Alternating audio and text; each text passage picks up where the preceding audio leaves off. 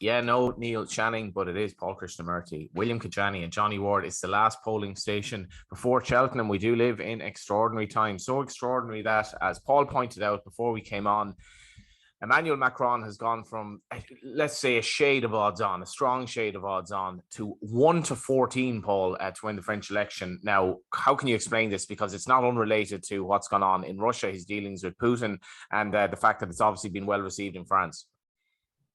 Yeah, I think everything's really gone his way in the last 2 months. And when he drifted out to 1.75, that was because Valérie Pécresse had won the Republican nomination and she was having a little surge. And there was a plausible scenario where they end up in a head-to-head and it would have been close. As it happened, she has just bombed. And the Ukraine crisis has allowed Macron to take centre stage. And I think we're seeing this in several countries. I think Joe Biden's approval ratings are considerably up in the last 10 days.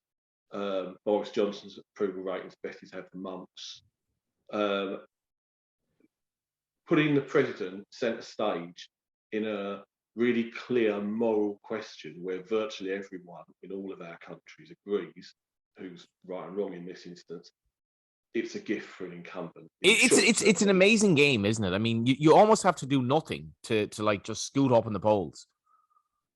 Look at Boris Johnson. I mean, talking about the Macron gap, which is a good competition for what's been crazier this year. You know, it's the 10th of March, and Boris Johnson is now a bigger price than he was when he started the year to be Prime Minister. It's unimaginable. I'm not even sure, William, he's done anything quite extraordinary on Ukraine, and Britain's response to the refugee crisis has been a little bit stilted. Or that's the way I'm reading it anyway. Yeah, the refugee response has been very poor. Again, continuing the form book. If I would say anything for the UK response to Ukraine, it's that I think, have been at the forefront of taking that element of recent Russia-related crisis seriously. And I think Johnson's clear rapport with Zelensky is definitely having a bit of a Stardust effect on him. You know, when the guy everybody has rallied around is saying, this guy, he's doing brilliantly, there is a bit of help for it. I think there's also sort of a double-edged sword here, right? The more we're talking about Ukraine and everything with that, the less we're talking about everything else, which tends to really impact on Johnson's popularity. And particularly, of course, it's not just Partygate, but I think that helps.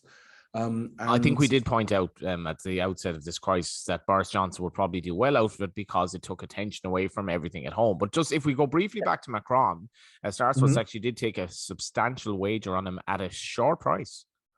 Yeah, 10 grand we took on him, and I believe it was at 1 to 10. Oh wow! Also. So yeah, the big guys are coming in and out. They're wading in. Interesting that they're doing so now. I just must interject. I did think we had an agreement with Neil Channing that you did not relay his bets to the betting public, but that's okay. Or was it? Maybe it wasn't Neil Channing. It may or may not have been Neil Channing. Anyhow, yeah, big guys wading in behind Macron. The case actually is more or less the same as it's always been. He has a united voting coalition. Is there an incumbent who is not really popular enough, but not unpopular enough to get close to really taking that down? The answer is no, especially when you've got two far right figures, two figures that people might call fascist outside of Pécresse, in Le Pen and Zemmour. Difficult to get a broader voting coalition when everybody lumps so long with Macron. He has been on the front foot with regards to statesmanship as far as the crisis goes. And this was before we had the real unity after the Russian invasion. You know, he was there, he was talking to Putin. He's actually been doing lots of the mediating now. And I think the absence of Britain as a tier 1 EU partner with Brexit, I think he has stepped into that void more so than Merkel or Scholz. Yeah. Side. Give us some update on some the British kind of political prices. So since we were last on, as well as Paul mentions, we're going to get to Paul as well on his, because he's taken a stance in the market, the Boris market, which I think might be actually going awry for him now. We'll get to that. How is Boris doing in the betting?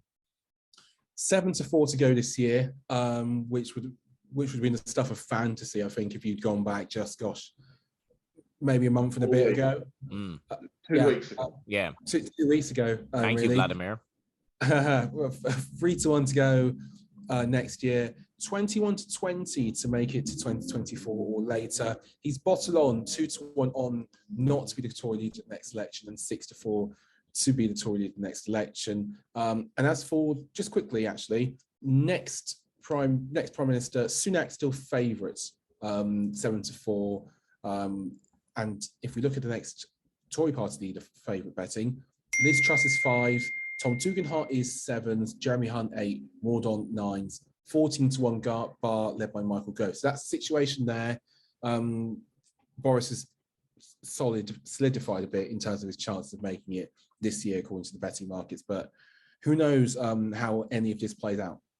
Paul, you've been talking about Russia for months on this, and I think you've kind of precipitated it to an extent what might happen. There's a fascinating documentary on Al Jazeera last night about another evil dictator, Bashar al-Assad, and his ability to withstand everything that happened in Syria. A lot of it thanks to Putin's involvement, and Putin's involvement in Syria was fascinating from the start to when he sort of cooled down on Russia's role. You're as I said, you're very good on the Russian situation, and I would argue we're getting a very, very partisan, anti-Russia kind of media over here at the moment, because obviously Russia does have some misgivings about what's going on in the Ukraine. What do you think is going to happen over the next month?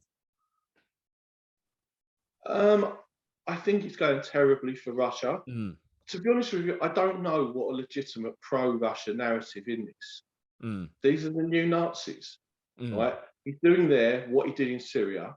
He has absolutely no regard for human life. They haven't got any regard for their own people, that regime.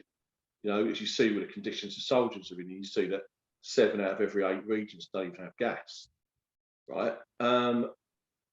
Do you see the revolt coming from within? Because I don't see any upside for Russia out of this one way or the other. Look, internally in Russia, who am I to know? Who are any of us to know, right? This is, as far as we know, we only know what we've been told. Putin seems all powerful, right? But these things have a life of their own. I can't believe that the living standards crash that's coming to Russia's economy doesn't have any impact. I can't believe that people don't notice that their teams aren't in sport events anymore, and that there isn't a McDonald's on the high street, and there isn't access to any of the Western luxuries they've had. I can't believe that doesn't make a difference. But we've said, how many times in our lives have we said, how long that dictator got left? And it turns out it's 20 years, you know, time after time. I think interesting, you mentioned Syria and the connection over there. See, this is it. I mean, I'm obsessed with the subject of geopolitics. When you look around the world, the involvement of either Russia or certain oligarchs or certain interest ties to those oligarchs in like every little incident all over the world. That's, you know, part of the reason the world has blown up so much, has gone mad, as people say, in the past 8 years, has because they've been waging this sort of transnational kind of mafia takeover thing, right? And it's only now that people are beginning to, I think, really embrace what that regime is, what they've been doing. Now, just because, you know, this is a betting show fundamentally, one of the interesting things to look for going forward, because we can talk about who's doing well right now in the crisis, which leaders, but how does this change the game moving forward? Because to think of France, right, this has completely destroyed those 2 far-right candidates, right? Because everybody knows they're backed by Russia. It's public knowledge. Jean-Luc Mélenchon, who was the best hope the left had of uniting around somebody, he's got no chance of doing that now because, again, he's a lifelong supporter of the Soviet Union and an apologist for Russia. And I think in this country, you know, has the Tory leadership race changed now? Because the issues have changed. Okay. Yeah. Can I bring you in on that, William? Because to extrapolate on kind of what Paul's saying there, like essentially Donald Trump should have zero chance whatsoever of winning the next election after the last couple of weeks, initially hailing Putin as a genius and everything that precipitated that. He looks like an absolute disgrace of a man, even more so, even to me. How could you vote for him? So what are the repercussions for the likes of, you mentioned these far-right leaders, which Trump, isn't far off. What are the repercussions for him? I think the repercussions in general, if I can answer your question in two goes. First, the repercussions are pretty severe because they don't have anywhere to go for cover. In the past, there have always been arguments, and a lot of them have used misinformation and, whataboutery techniques, etc. of, oh, look over there, or hang on, I think, I'm not saying I love everything that Putin does, but we're just as bad, or I think that he's a strong leader sticking up for X interest group, usually Christian or something like that. The brutality of this invasion of Ukraine has stripped a lot of that bare. We're seeing sort of the real face of who this guy is. And it's just very, very difficult on a human level to attempt to justify that at all, regardless of how slick your misinformation machine is. And we're seeing that with some of the issues the Kremlin is having, right, in selling this, and the fact that nobody is buying it. Regards to repercussions for Trump, how is he still 3-1 to be the next president, for example? Because the guy still owns the Republican base and the voters. And after his hit squads get me, I'll tell you about exactly that. That was Neil Channing, actually. It was Neil Channing coming to ask us about earlier. He owns that party in terms of the base of its voters. They are dedicated to him. They see him still as a deity, and they believe that he is still the president, remember, or a large part of them do. So it's not really very much about anything to do with Trump as a person or any skills or any political campaigning. There's just this cult syndrome going on, and it's a sort of Jonestown thing, and he could walk anywhere, follow. And it's really hard to break that in the modern era, and Paul will tell you lots about that. There's not really very much people can do to change those people's minds. And that's why he's so short, because the path is so clear. And you have a weird situation of a political candidate not having to beat other candidates or to come up with new policies or solutions, but just simply to beat any legal troubles, to have, in theory, what's a 50-50 shot of becoming the world's most powerful man, one might say. Okay. So that's why he's the price he is. And I also think that I don't think the betting markets really highly rate this current crop of Democrats. They don't rate Joe Biden. Certainly, I think these prices are relatively big, right, for a first-term president. Well, so if you're 9-2 Joe Biden to be next president, 8 Kamala Harris, and it's fancy prices to arrest anyone on the Democratic side, is there any value there, Paul, in the sense of Biden at 2s to be the nominee? Buttigieg is 9-1, Elizabeth Warren 20s. I know it's obviously in a time of war, degenerates like us would look at markets like this and see if there is any value. Is there? Well, firstly, it does rather depend on what Trump does. I remain sceptical. As I say, I think the tide is turning against those Russian-backed candidates, and I think the money will dry up. Right, and I think Trump's got a million problems, as we discussed before, legal, etc. If Trump's out of the way, I think the Republicans are heavy favourites to win.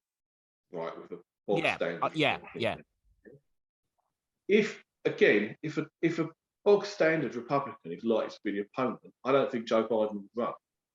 Right, I think in that case we have an open primary, and my money in that instance, I go back to Amy Klobuchar, 50s. I think she would be a runner.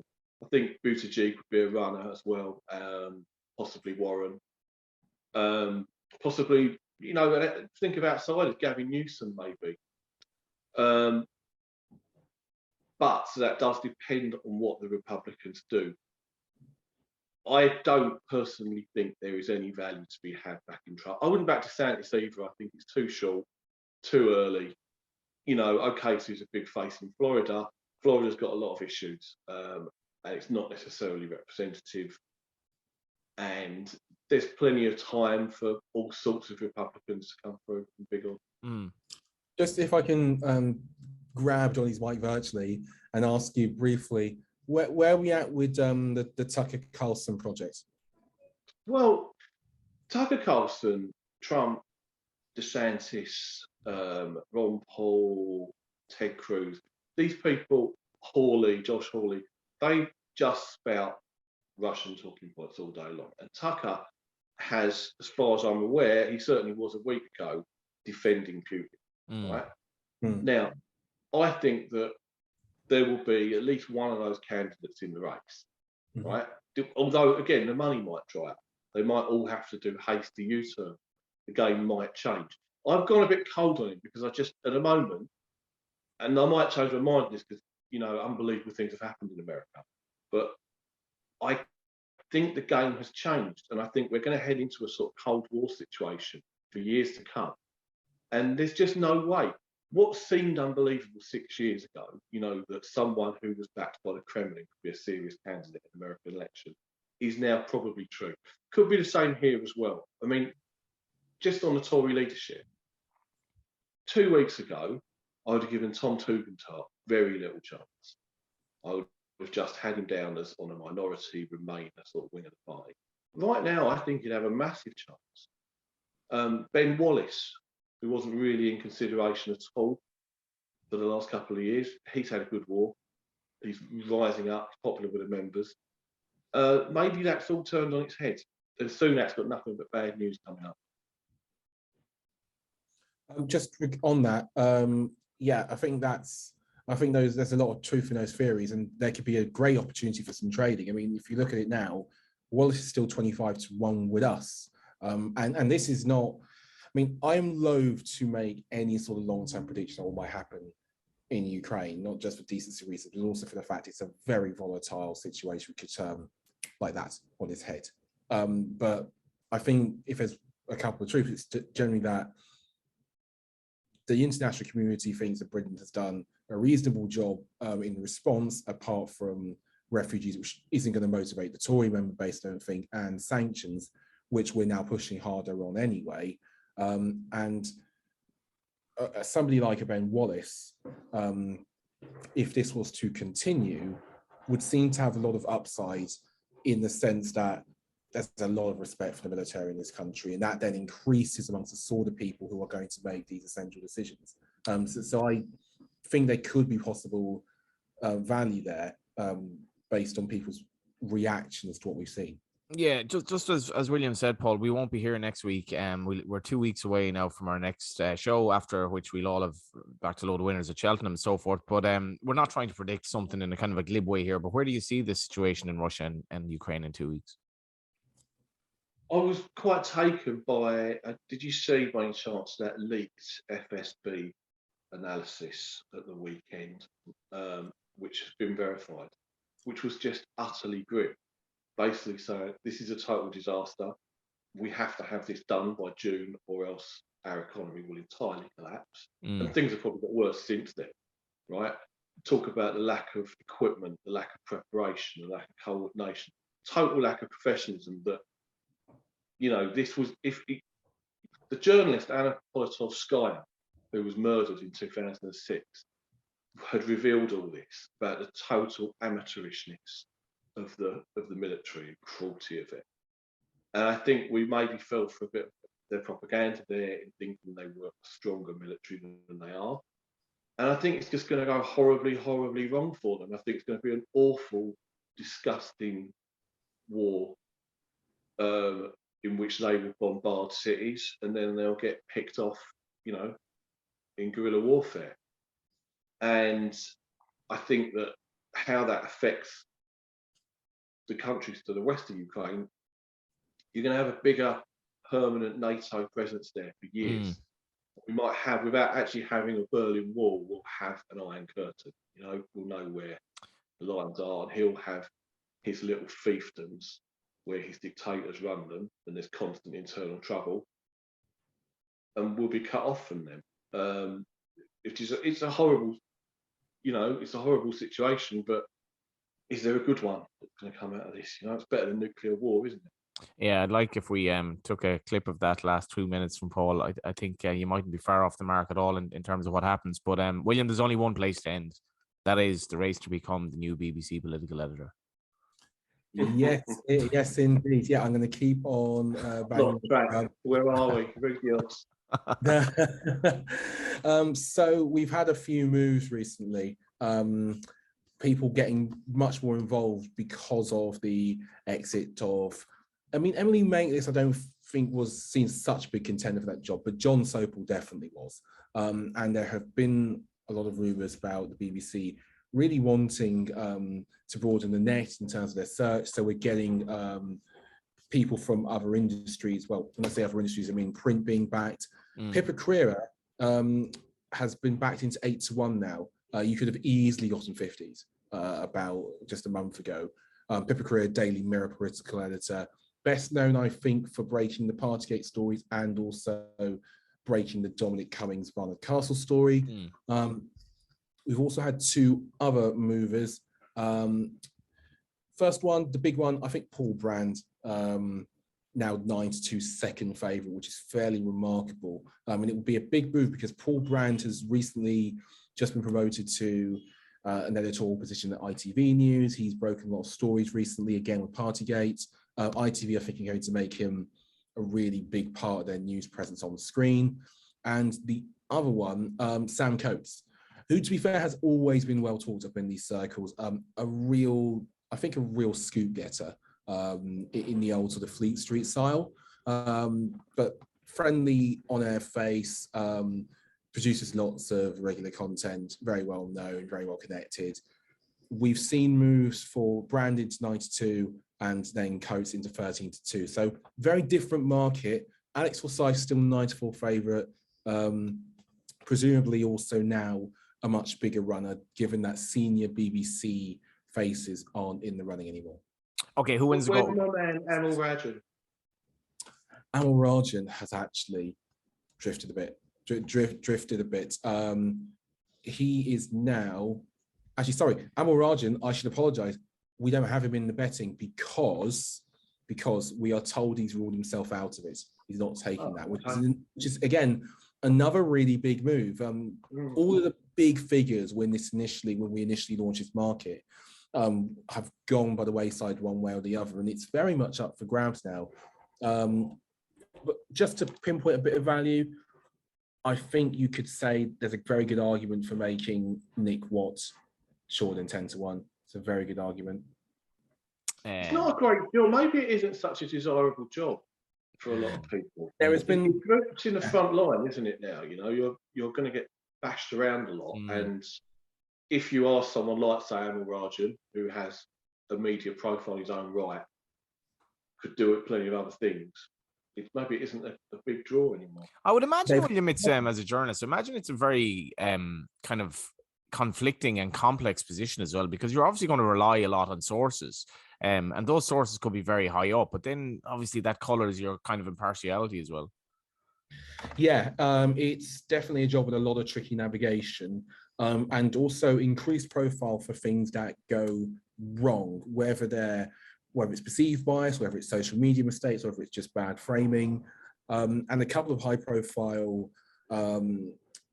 mistakes, one might say, during the election can really put one under increased pressure. I mean, I think Laura Groomsberg is a sort of landmark figure in the sense that she might be the first major political editor to have come of age during the advent of social media, which has very changed how the position is seen. And a lot of journalists might think, I could do without that. And I think it's definitely had an issue. There have been some personal issues also, unfortunately, that have meant people haven't applied or they've chosen to go elsewhere. And there's also a bit of a BBC brain drain at the moment, because you can go elsewhere, be paid more, and also be freer to speak your mind. And we've seen that at a rate of knots, really, in media standards. But one thing that does do is it really does open up the field, because the BBC are keen to hear from anyone. So the chance of a surprise winner or surprise name has increased. And it's made it a very interesting betting key, because I've actually just checked, and Coates is now 92, joint second favourite with Paul Brand. Wouldn't have been the first name, I think, on most journalists' lips back when it was announced that Kunzel was stepping down. Go on, add me to the market, open me at 100s and cut me to 50s just for a press release and for a bit of crack for my future. What is your Cheltenham nap, gentlemen? Starting with you, Paul. I don't know. I want some advice. I will be betting, but I'm going in blind. Okay, I would be betting the 8.5. Ireland in the 8.5 handicap market. It was 23.5 last year, which the more I researched really? That's a good bet. I like that. Well, it's a good bet for an interest as well. So like without so you will say, if you say, just for argument's sake, you put just say $1,000, right? No, people might say, oh, that's a ridiculous bet, but that's $1,000 split over 28 races. So like it's 34 quid a race. It's actually not a mad bet when you think about it. It keeps you interested, hopefully, for much of the week. Although I backed Ireland last year, and effectively the race was run after like a day. They were so far ahead already. So Star Sports were the first to go up. And as far as I know, the market is still 8.5. I think Ireland will win, not 23.5, but I think we're going to be dominant. And my nap is Vauban. What's yours, William? Individual nap, I will go for Galopin Deschamps, wherever he runs. I don't care if he takes on Bob Olinger. Okay, I'm taking you on there as well, but yeah, okay. That's a great bet, though, Johnny. Really, I love that bet. I like that, exactly how I like to play it. I put my bets on that are going to last the whole thing, a special, a play spot, lucky 15, all that. It's 10 to 11, but like double it up with something you fancy in a different sport or whatever. And now last year, the beauty for me was that the money had actually come for GB. So they contracted and Ireland went out in the betting. So I think the good boy Flynn Goward told me this, and he said, Ireland have actually gone out in the betting. So I got on Star Sports and it was just beautiful. The bet was, had won straight away, but more likely you'll have an interest right up to day 4. Yeah. Also, actually, can I just throw one more in there? Brayside is going to the National Hunt Chase. He is. He was disappointing. He was really disappointing in the Fiestas, and I don't know why. He's been brilliant. Do you mean the 4 mile? Do you mean the 4 mile thing? As it used to be known. As it used to be known. It's a bit. It might be me following him over a cliff, but I really like the horse. I think there's a big staying prize of some description for grabs him, and he'll get good piloting, and he might want a bit of cut in the ground, but he's better than this Paddy Power chase, and I don't think he did too badly in the 10 up last time, and I think this will be a race that really suits him. And sometimes a rough and tumble type with handicap experience can come to the fore in the National Hunt Chase. So race out each way. I think you will have Jamie Codd's assistance as well. So you didn't have Neil today, but you did actually have an unexpected sort of mini Cheltenham preview from me and William. Last word to you, Paul. Are you looking forward to the week?